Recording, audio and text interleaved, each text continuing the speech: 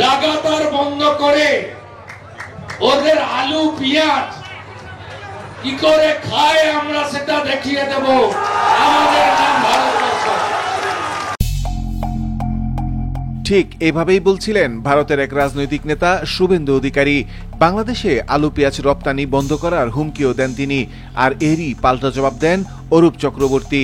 শুভেন্দুকে দেরানার নেতা বলেন অরূপ। শুভেন্দু অধিকারীকে বলুন এত বড় বড় হুঙ্কার না দিয়ে সবার আগে একটা ছোট্ট কাজ করতে। বাংলাদেশের অর্থনীতি পুরোপুরি দাঁড়িয়ে আছে যে ইন্ডাস্ট্রির উপর, সেটা হচ্ছে গার্মেন্টস ইন্ডাস্ট্রি।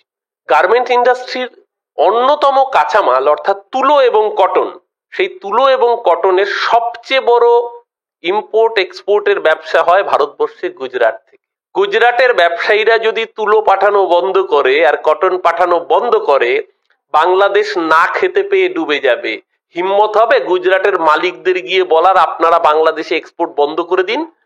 যদি শুভেন্দু সত্যি সত্যি বাংলার মানুষের স্বার্থে, বাংলাদেশের সংখ্যালঘুদের স্বার্থে রাজনীতি করতে হয় মানুষের পাশে দাঁড়িয়ে, শুভেন্দুর প্রভুদেরকে গিয়ে বলতে বলুন আগে গুজরাটের যে এক্সপোর্টার রয়েছে তাদেরকে বাংলাদেশে তুলো পাঠানো বন্ধ করতে। যদি মুরত থাকে তাহলে বুঝবো শুভেন্দু এক কথার মানুষ, যদি না থাকে তাহলে বুঝতে হবে যে ও গরম গরম বাতেলাবাজি মেরে ওর কোনো বাংলাদেশের সংখ্যালঘুর প্রতি দরদ নেই, ওর কোনো বাংলাদেশের মানুষের প্রতি সেন্টিমেন্ট নেই, ওর নিজের পলিটিক্যাল স্বার্থ চরিতার্থ করার জন্য এই সস্তার নাটকগুলো করছে। কিন্তু এই যে বাংলাদেশ পরিস্থিতি নিয়ে আমরা দেখতে পাচ্ছি, সেখানে বারবার কথা উঠছে যে মমতা বন্দ্যোপাধ্যায়ের কি অবস্থান এবং নরেন্দ্র মোদীর কি অবস্থান। কিন্তু আমাদের প্রশ্নটা যেখান থেকে, এই যে মণিপুর এবং আমরা পরপর উত্তরপ্রদেশের ঘটনা দেখেছি, সেখানে একবারও সংখ্যালঘুদের নিয়ে, যে সংখ্যালঘুদের উপর অত্যাচার বিজেপি থেকে আমরা করতে দেখেছি, সেখানে কোনোভাবে এখনো পর্যন্ত বিজেপির কোনো অবস্থান নেই কেন? দেশের পরিস্থিতি নিয়ে, দেশের সংখ্যালঘুদের পরিস্থিতি নিয়ে বিজেপির অবস্থান নেই, বিদেশের সংখ্যালঘুদের পরিস্থিতি নিয়ে বিজেপির এত মাতামাতি। কারণ ওই হিন্দি সিনেমা একটা ডায়লগ ছিল না, যে শীশে কে ঘর মে রহতে হ্যায় ও দুসরো পর পরখ নেই ফেকা করতে হ্যায়। নিজে কাচের ঘরে বাস খুললে অন্যের দিকে ঢিল ছুটতে নেই। এটা শুভেন্দু খুব ভালো মতো জানে। ওই জন্য শুভেন্দু কখনো বলবে না যে বাংলাদেশে সংখ্যালঘু অত্যাচারিত। সংখ্যালঘু সে যেখানেই অত্যাচারিত হয় সংখ্যাগুরুর দ্বারা, তার বিরুদ্ধে প্রতিবাদ করাটা মানবিকতা। শুভেন্দুর থেকে মানবিকতা আশা করেন? যে ইডি সিবিআই এর থেকে বাজবার ভয়ে পাশের বাড়ি কাকুকে বাবা বলে ডাকে, সে দেখাবে মানবিকতা, তার মুরদ হবে। অমিত শাহকে একবার মুকুল রায় তখন সুস্থ ছিলেন, কথা প্রসঙ্গে শুভেন্দুকে বড় পোস্ট দেওয়ার কথা বলেছিলেন। জনান থেকে সে সাংবাদিকদের মুখ থেকেই শোনা, বহু ইউটিউবেও সেই ঘটনা সামনে এসছে। তখন অমিত শাহ নাকি একদিন মানে কথা প্রসঙ্গে বলেছিলেন যে ওকে আবার বড় পোস্ট এর থেকেও বেশি, ও জেলের বাইরে আছে, এটাই যথেষ্ট নয় কি? আমি শোনা কথা, সাংবাদিকরাই বলেছেন, অনেক ইউটিউব ভিডিও তো দেখলাম।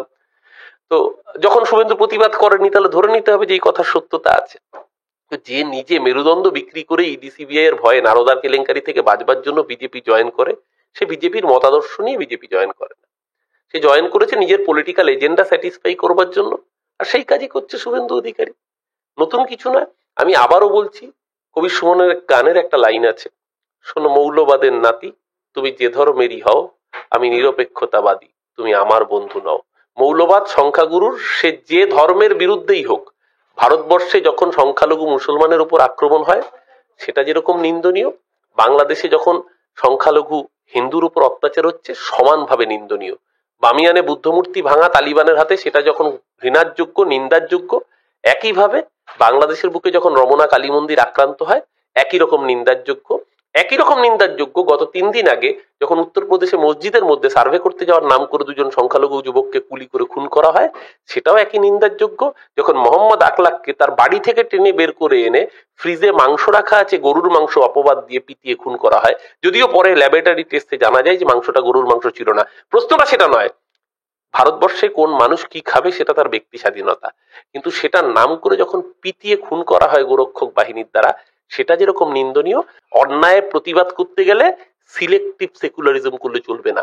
বাংলাদেশের অন্যায়ের নিন্দা করব, আবার একইভাবে ভারতবর্ষের বুকে সংখ্যালঘু যে অত্যাচারিত সেটাকেও সমানভাবে বলতে হবে। শুভেন্দু পারবে না বলতে, ওই জন্য সংখ্যালঘু অত্যাচারিত বলতে পারে না, ওকে হিন্দু গেম খেলতে হয়। কারণ পশ্চিমবঙ্গে আসল লক্ষ্য হিন্দুরা নয়, বাংলাদেশে হিন্দু বাঁচানো শুভেন্দুর লক্ষ্য নয়, ওর লক্ষ্য পশ্চিমবঙ্গে হিন্দু ভোট পোলারাইজ করা। তাই জন্যই গরম গরম ডায়লগবাজি করতে হবে। কলকাতার জে.এন. রায় হাসপাতাল বলেছে বাংলাদেশের চিকিৎসা তারা দেবে না, আর এই কথার সাথেই তাল মিলিয়েছে শুভেন্দু অধিকারী।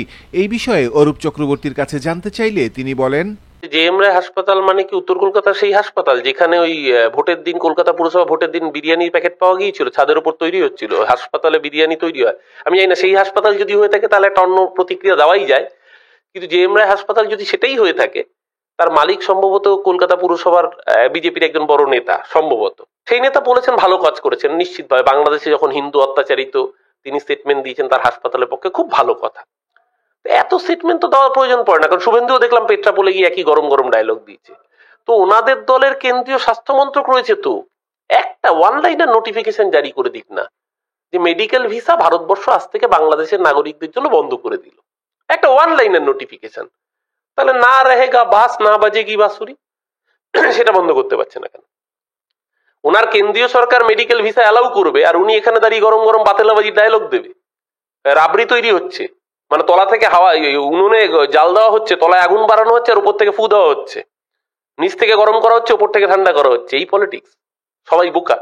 আমি বলবো যে জেএম রায় হাসপাতাল কর্তৃপক্ষকে অনুরোধ করব যে আপনারা যেরকম চিকিৎসা পরিষেবা বাংলাদেশের নাগরিকদের দেবেন না, খুব ভালো করেছেন, একদম বাংলাদেশ হিন্দুদের জন্য আপনার প্রাণ কাচ্ছে, বলেছেন, ভালো কথা। কল্যাণী এইমস বাংলাদেশ বর্ডার থেকে 30 কিলোমিটারও দূর নয়, তো কল্যাণী এইমসকে বলুন একই কাজ করতে। দিল্লির কেন্দ্রীয় সরকারের নিয়ন্ত্রণাধীন, তো কল্যাণী এইমস বন্ধ করতে পারছে না কেন? আপনাদের কেন্দ্রীয় সরকার।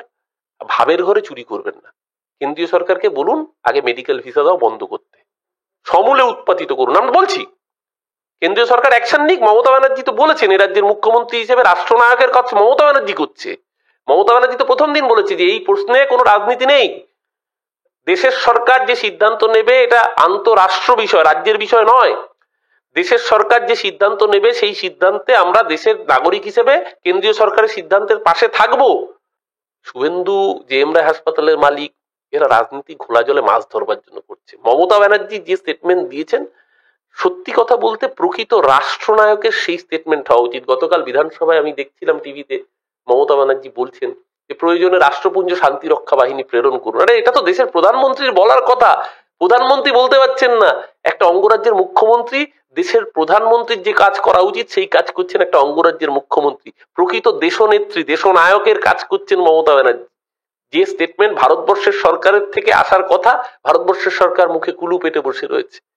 মমতা ব্যানার্জির সেই কারেজ আছে, সেই সাহস আছে, মমতা ব্যানার্জির সেই ভিশন আছে, মমতা ব্যানার্জির সেই দূরদৃষ্টি আছে। এবং তিনি তো বলছেন একজন সহমর্মী রাজ্যের মুখ্যমন্ত্রী হিসেবে যে বাংলাদেশে যারা অত্যাচারিত, যে সংখ্যালঘু হিন্দুরা, তারা যদি অত্যাচারিত হয়ে চলে আসে আমরা কি ফিরিয়ে দেবো? প্রয়োজন হলে একটা রুটি ভাগ করে খাবো। এটাই তো মানবিক মুখ। এ রাজ্যের বুকে বিজেপি ভোট ব্যাংক পোলারাইজের কাজ করছে। এই রাজনীতি বন্ধ হোক। বাংলাদেশের মানুষের পাশে, সমস্ত শুভবুদ্ধি সম্পন্ন, বিশেষ করে অত্যাচারিত মানুষের পাশে সবার দাঁড়ানো উচিত। এবং অত্যাচারিত সংখ্যালঘু, সে যে ধর্মেরই হোক, ভারতবর্ষে হলে মুসলমান, বাংলাদেশে হলে হিন্দু, অত্যাচারিতের মধ্যে কোনো প্রভেদ হয় না। দুজনেই অত্যাচারিত সংখ্যাগুরুর দ্বারা। যে তার পাশে দাঁড়াবে সেই মানবিক। বিজেপির ওই দেরানা নেতাকে বলুন যে অবিলম্বে দেশের কেন্দ্রীয় স্বরাষ্ট্রমন্ত্রী অমিত শাহ পদত্যাগ দাবি করতে। অনুপ্রবেশ আটকানোর দায়িত্ব বিএসএফ আর সিআরপিএফ এর। অনুপ্রবেশ যদি আটকাতে না পারে বিএসএফ, তাহলে কেন্দ্রীয় স্বরাষ্ট্রমন্ত্রী, অবশ্য স্বরাষ্ট্রমন্ত্রী তো নিজেই বলেছে বাঙ্গাল মে অনুপ্রবেশ হতা হয়, ইলিগাল ইমিগ্রেশন। মানে কোনো দেশের মন্ত্রী, স্বরাষ্ট্রমন্ত্রী নিজের দপ্তরকে অযোগ্য এবং নিজেকে অপদার্থ বলতে পারে, এটা একমাত্র অমিত শাহ প্রমাণ করে দিচ্ছে। যে কেন্দ্রীয় স্বরাষ্ট্রমন্ত্রী নিজেই নিজেকে অপদার্থ বলে, তো তার দলে চেলাচামুন্ডা দেরানার নেতারা তো সেই কথা বলবেই। তো খুব স্বাভাবিকভাবেই নিজেই কেন্দ্রীয় স্বরাষ্ট্রমন্ত্রী অমিত শাহ নিজেকে অপদার্থ বলেছে। শ্রমিক ভট্টাচার্য, শুভেন্দু অধিকারী ওকে অযোগ্য বলেছে, এটা নতুন কিছু নয়।